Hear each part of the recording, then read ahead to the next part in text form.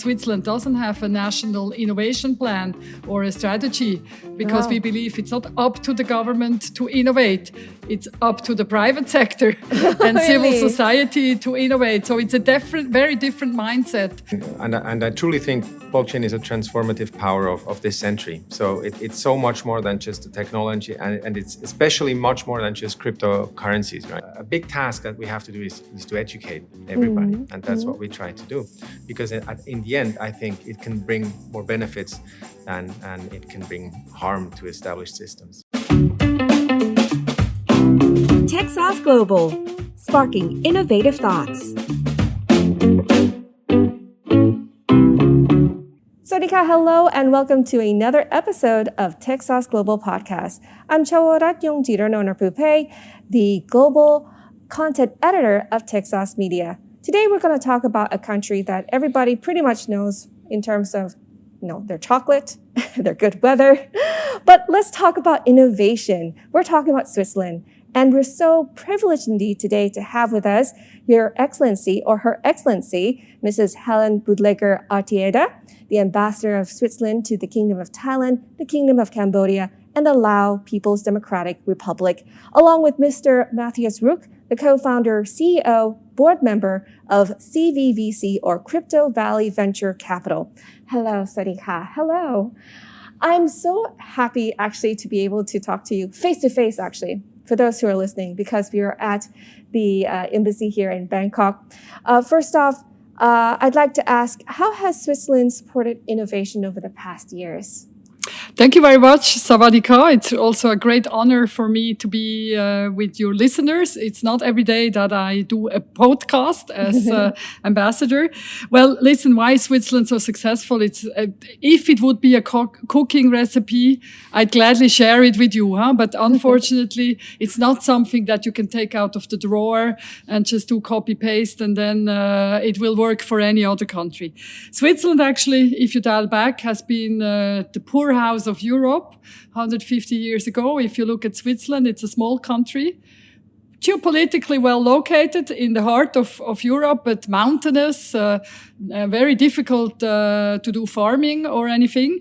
And so Switzerland, we had to be innovative, and we had to also, because we don't have much land or anything, we had to really compete on quality and innovation. That there was no other way for Switzerland to succeed.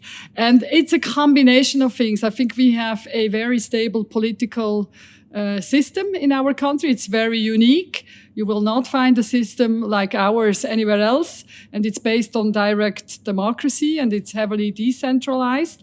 We have a great education system. Again, we have something which is quite unique, which we share with other German-speaking countries.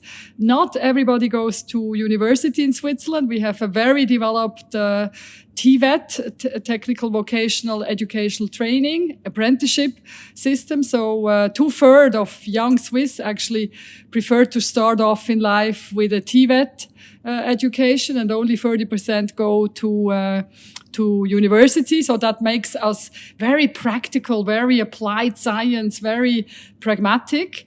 And since, as I said, we have no natural resources aside from water, not much land, we had to really bet on research. You will see that Swiss companies, no matter if they're large or small, they invest a lot of money in research and education.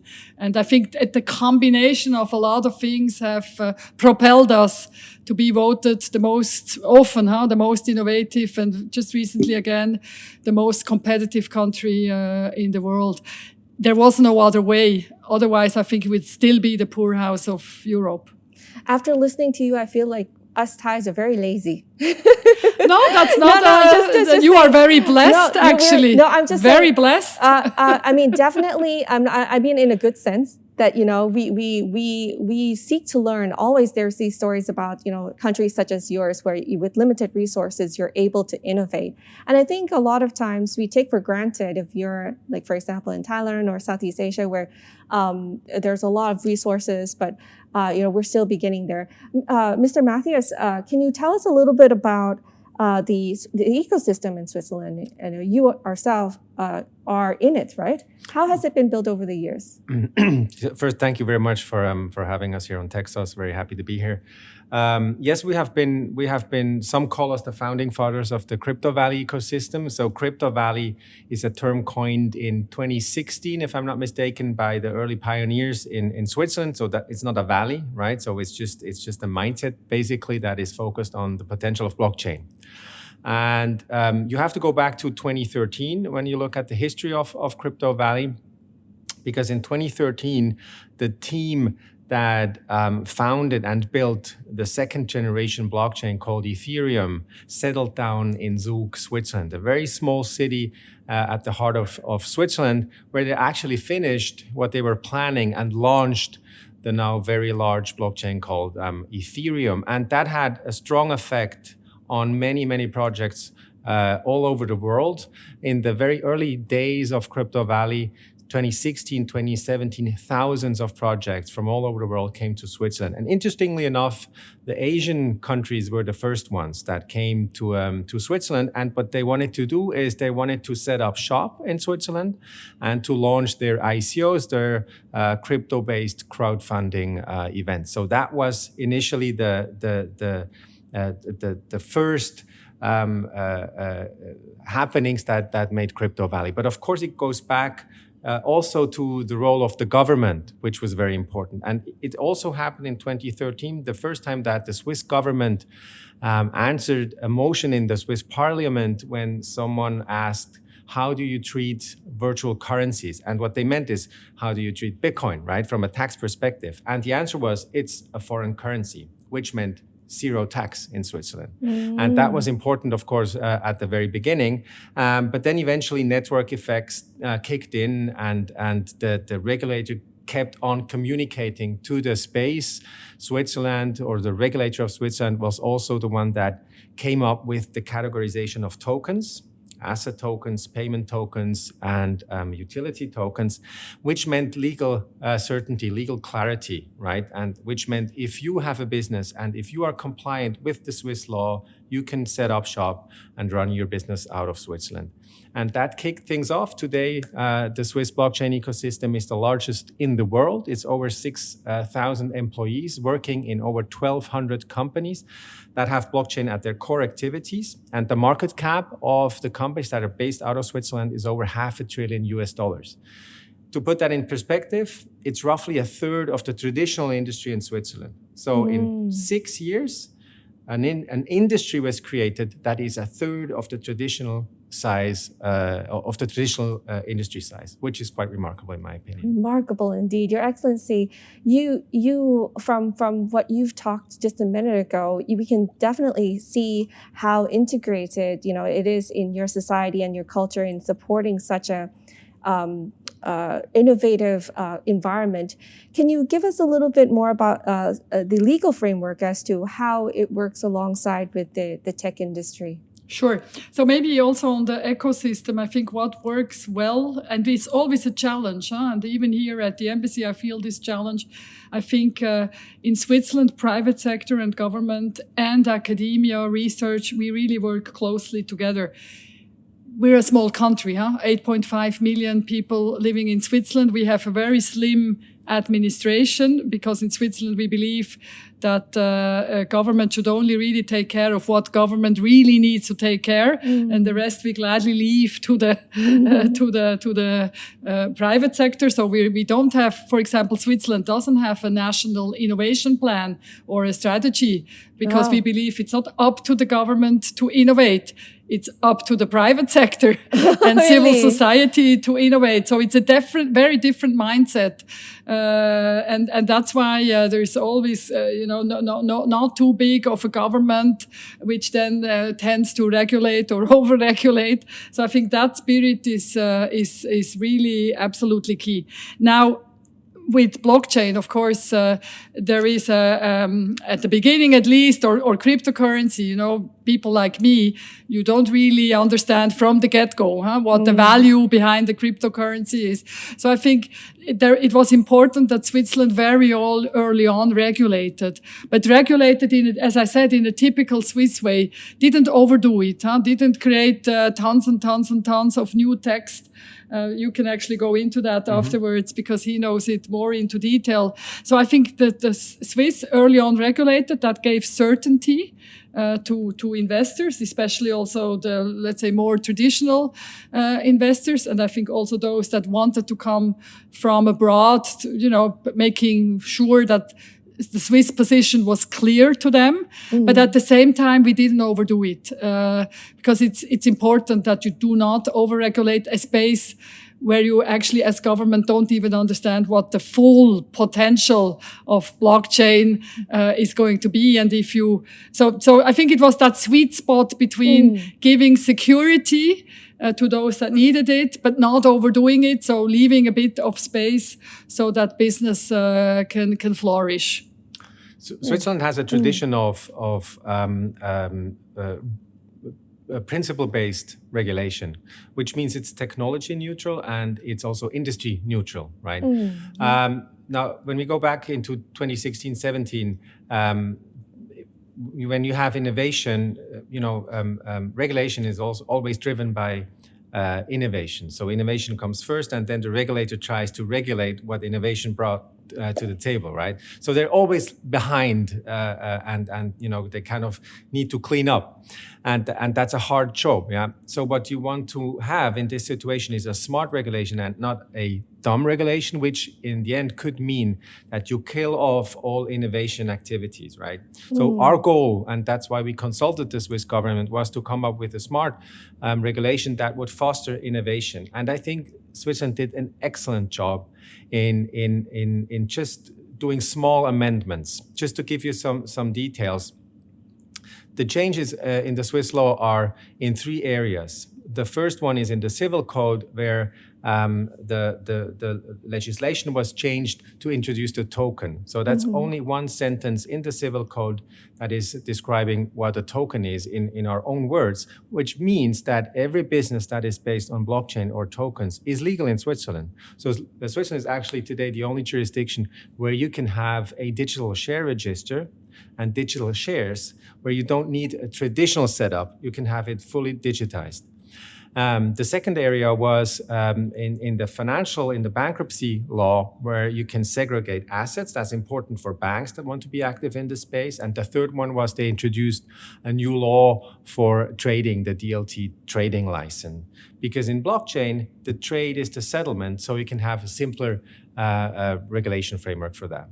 So it's not I'm of course from outside and I'm not a professional in the field, but are you saying that it's not a separate set of regulations, but it's integrated? Exactly. So other jurisdictions came up with a fully fledged blockchain act, right? Liechtenstein, Estonia, others like Gibraltar and Malta, they came up with fully fledged blockchain acts. And Switzerland took a different path. It took them a bit longer, right? But they only changed some aspects of the law so that you can base on the existing framework, which makes it very effective in the end. And I think it was a smart way. I'm not saying everything is perfect, right? But it makes it usable. You can use it, you can work with it, and it's sustainable. I think Switzerland with this framework is probably the most progressive in the world, and it means you can base on it. It comes at a cost. Switzerland is not cheap if you want to build up a business, but it can be sustainable and can run for a long time. I think that's brilliant because definitely innovation is something new, and it's you can't use the old tools that you have. And I love the fact that you have embraced it and integrated instead of just saying, just push it on to another island, and separately, manage it. Then when you talk about the case studies that we can learn from Switzerland, because I'm sure listeners who are listening are very excited to find out from what you've done so far. Can you share with us a bit in terms of what are the successful case studies you've had? I think that's your area of expertise. Sure, no, I can. So we invest in the blockchain space, right? So with CVVC, we invest in startups that build based on blockchain technology. So not in the cryptocurrency, but in founders, in founder teams that use the technology to create applications and services based on the technology. It's different to others that invest in listed tokens on exchanges. So we know all the founders and we know what they're doing. And maybe just to give you the broader picture in Switzerland, what happened in the early days before there was regulation is people saw the opportunity. So there was a company called Crypto Finance that was recently bought by Deutsche Börse Group, the German stock exchange, and they focused on areas of custody, digital custody, asset management, funds for digital assets. Very early on, that was their focus, right? And another company called Bitcoin Swiss, they were focusing on brokerage. Fiat in, crypto out, right? So how can I get access to this ecosystem? One of the very successful companies in Switzerland. And it took only 2 years after the initiation of the crypto valley in 2019, the Swiss regulator gave out 2 licenses to crypto banks, so-called crypto banks. So there were 2 banks, Signum and Seba, that are based on crypto when it comes to their banking activities. So that's pretty outstanding. They were also the first in the whole world to be such banks. Now, when you look into use cases for startups, and the startups are, of course, at the forefront of innovation. They try new things, right? You can see in our deal flow that roughly 2/3 of the use cases are in the financial sector. Why? Because initially the use case of blockchain, the first use case was Bitcoin, is transaction based, right? So this is where you see the most projects, but actually you can see in every sector, you can see innovation. So from supply chain to energy, productivity gain, media, in every sector you can see use cases. Our startups, just to give you 2 examples. So one startup is in Germany, where in Stuttgart, where famous cars come from. What they do is they combine blockchain with IoT technology. So let's fast forward 5-10 years. My Tesla is driving autonomously, is involved in an accident. The Tesla will have to prove to the insurance company that the latest software update was installed on the device, right? So the company, the startup called Ashwin, they check if the latest software is installed. If not, they will update it, and they will put a timestamp on the blockchain with the version number that is immutable, that is transparent, and so they can prove to the insurance company that they had installed the latest software update. Yeah, that's exciting. And I think, sorry, Your Ambassador, Your Excellency, I was thinking, yeah, definitely there's a misconception by the popular, the majority of people around the world that, blockchain is just linked to like crypto, but actually it's applicable to a lot of range of things. Your Excellency, you wanted to say something? Yes, I'm actually excited about the transparency part. I've been privileged that I've seen some of your startups, and I see great potential in, globalization has made the world very complicated. As a consumer, I want to be more healthy. I want to buy more sustainable food.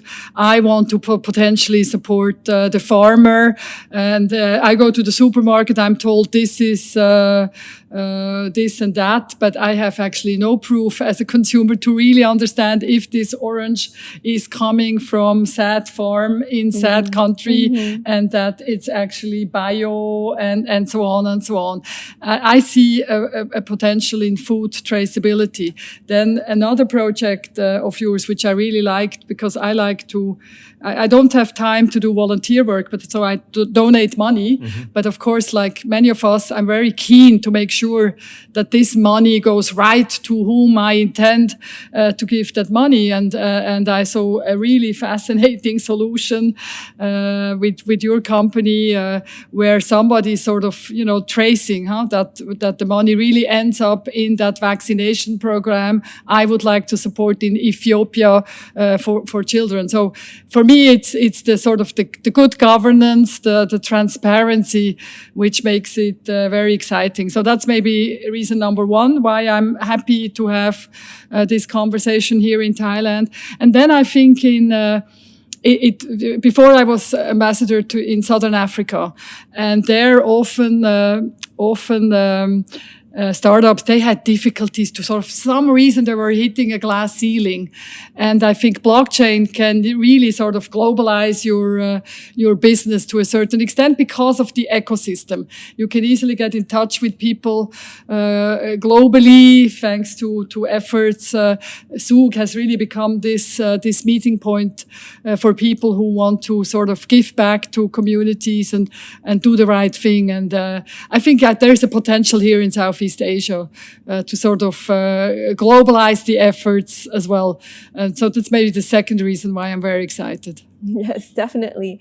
But, just taking a look at the challenges, of course, with good things, there's always challenges. You said yourself, Mr. Mathias, that definitely it hasn't been a smooth journey in terms of implementing regulations and whatnot. What are the biggest challenges that, blockchain in terms of mass adoption of cryptocurrency that we've seen so far, and how have we overcome them? That is almost also a philosophical question, and you can touch on many different aspects with regard to that. I think when it comes to the power of blockchain, and I truly think blockchain is a transformative power of this century. So it's so much more than just the technology, and it's especially much more than just cryptocurrencies, right?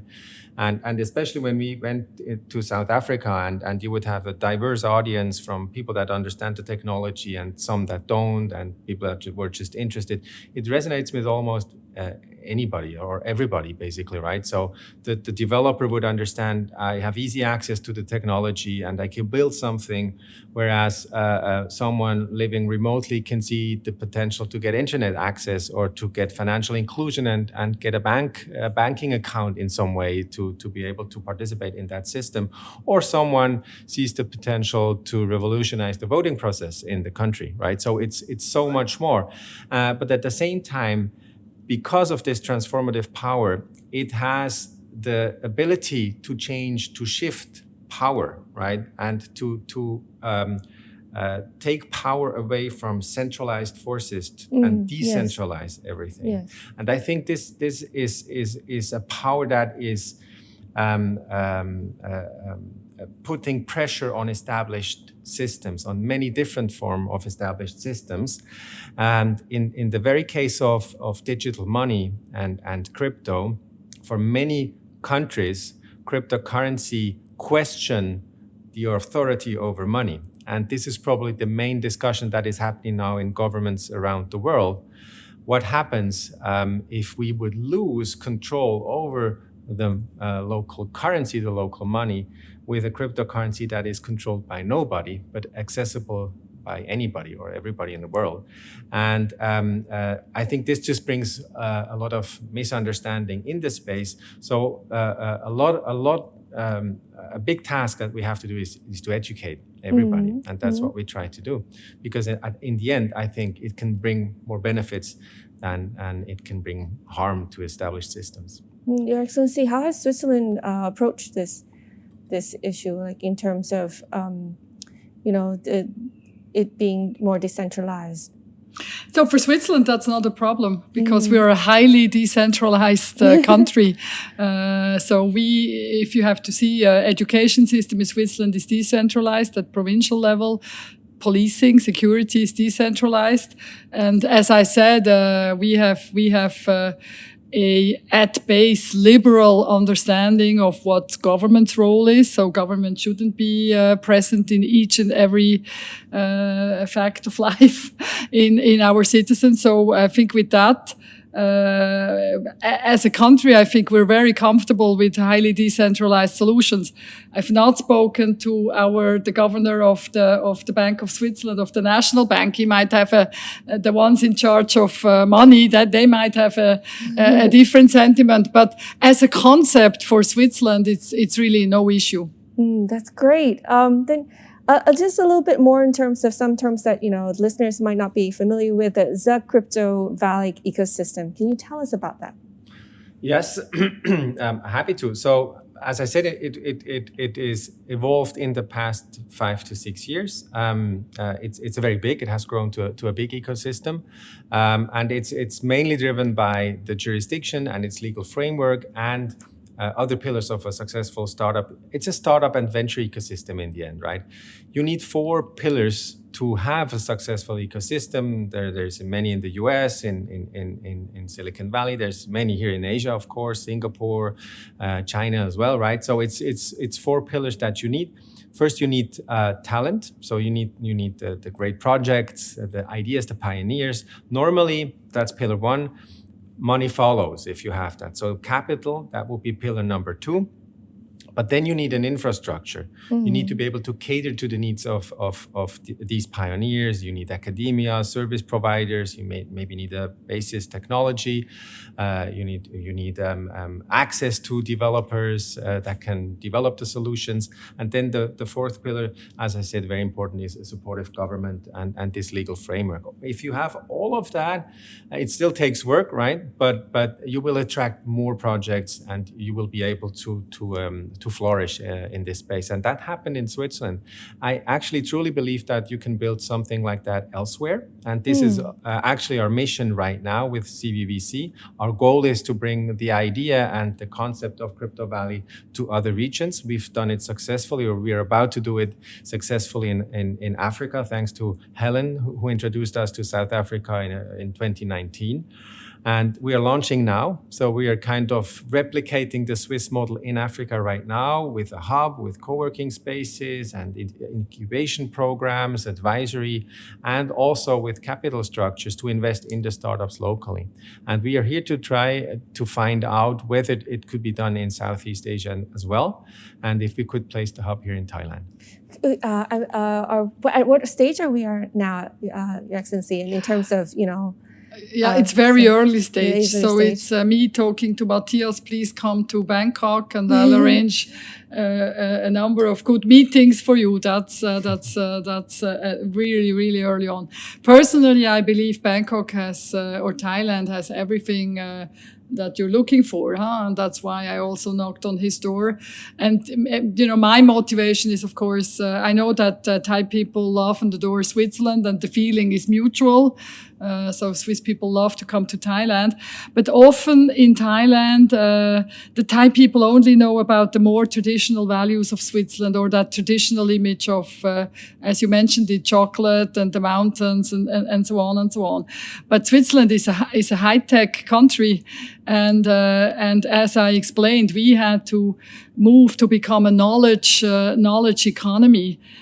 So where we could not compete on price or mass manufacturing or anything like that. So and it's now that we're facing 4.0 industries where knowledge actually becomes much more powerful and also much more worth than having facilities. In the value chain, I think the knowledge and IP and so on becomes much more important. I would be excited if we could sort of build a bridge between Bangkok and Zug. Zug being this small, idyllic little town, and Bangkok, of course, being one of the hubs of Southeast Asia with great potential access to a huge growth market. We're excited, yeah. So maybe really as a shout out to the local ecosystem here, I'm really trying to learn about the ecosystem. So Helen helps me a lot with, meeting the incumbents and large conglomerates and associations and startups as well. But what I really would like to see is, how does the startup ecosystem look like in crypto and blockchain here? So please reach out to us, cvvc.com. We can invest in Thai startups with our global program already, right? The goal would be to find out if the potential here is big enough to run on-site programs and to have structures here. So please reach out to us. Oh my goodness, it's so exciting.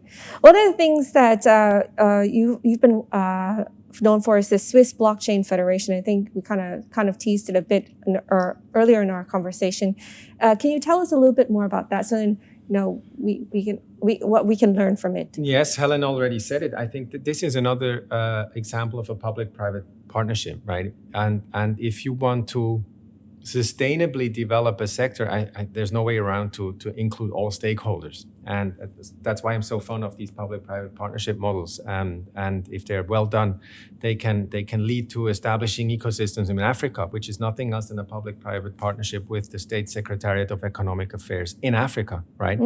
And the Blockchain Federation emerged out of the Blockchain Task Force. So we were lucky in the early days in 2017 to have 2 federal councillors, like ministers in other countries, that were fond of the development and that wanted to learn what is the potential of blockchain. And they came to Crypto Valley and they learned about that ecosystem and they became supporters. And they supported this blockchain task force initially.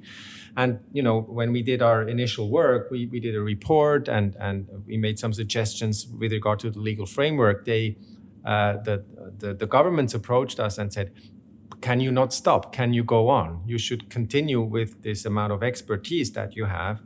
And then we said, yes, but we'll have to have a new structure. And we came up with the Blockchain Federation, which is including the cantons in Switzerland. So the provinces, right? They support, they also finance this association, the federation.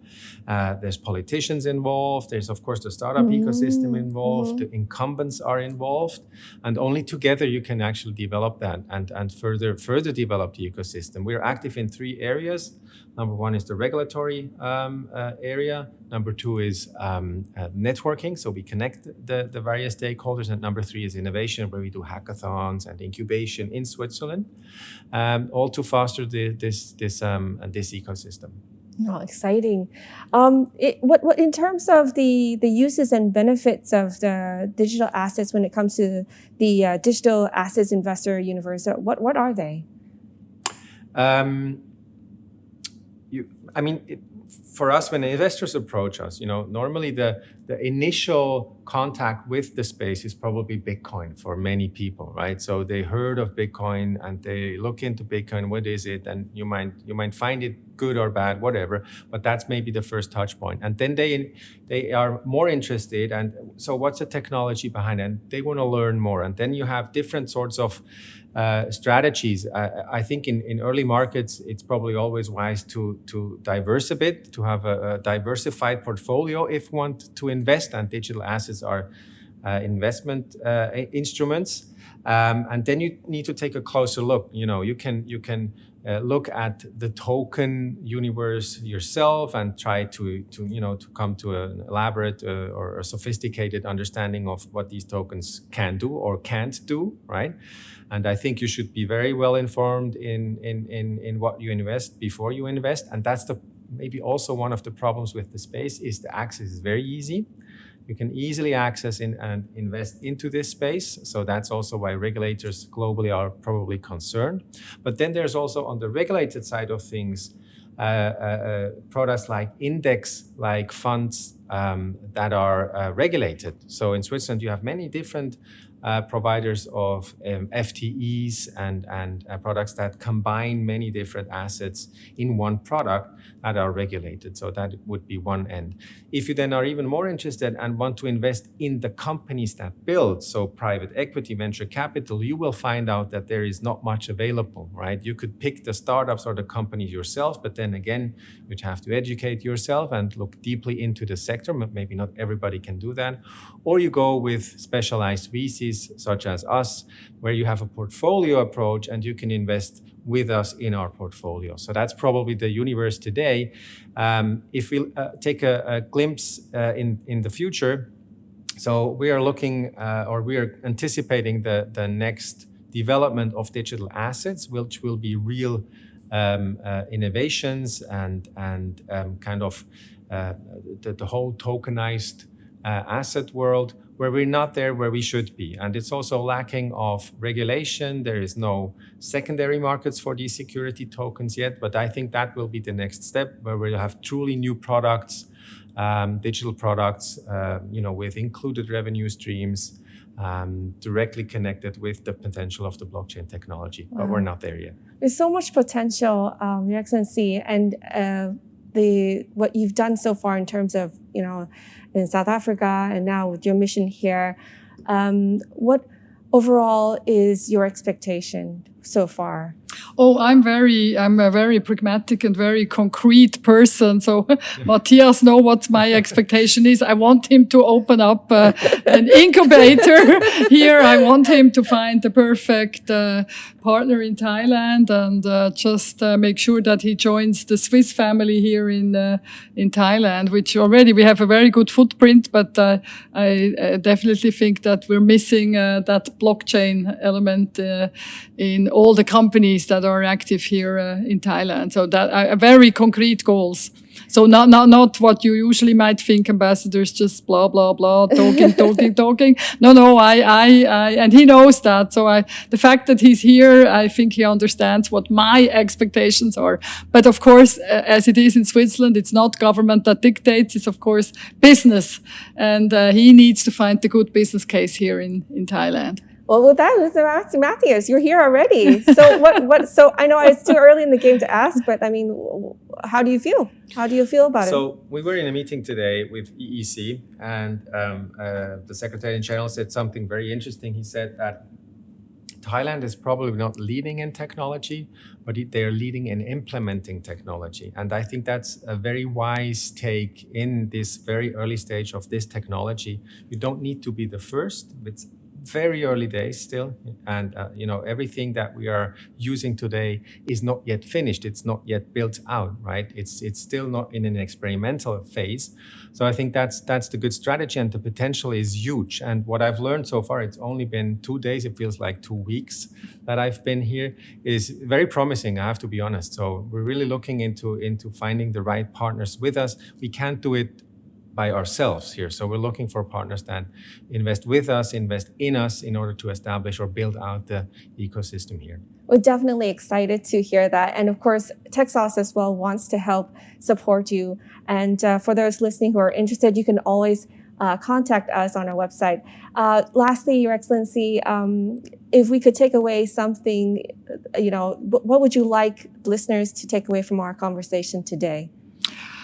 That it's worthwhile to look at new things, although it might sound scary. To me, I really do not understand blockchain. But he told me, well, it's like internet. You use internet, but you don't understand how it works. You just have to understand how you can use blockchain. I'm getting there. But so what I'm trying to say, it's don't give up easily, although you don't understand something. Really explore. And I think that has been the Swiss way. And so I think that don't give up, explore, find new opportunities, and fight for it. Thank you so much to both of you for helping us at the embassy today, and we're so excited to see more from Switzerland and what's to come. Thank you so much. And this has been yet another episode of Techsauce Global Podcast. See you next time. Sawadee-ka. Sawadee-ka. Sawadee-ka. Thank you.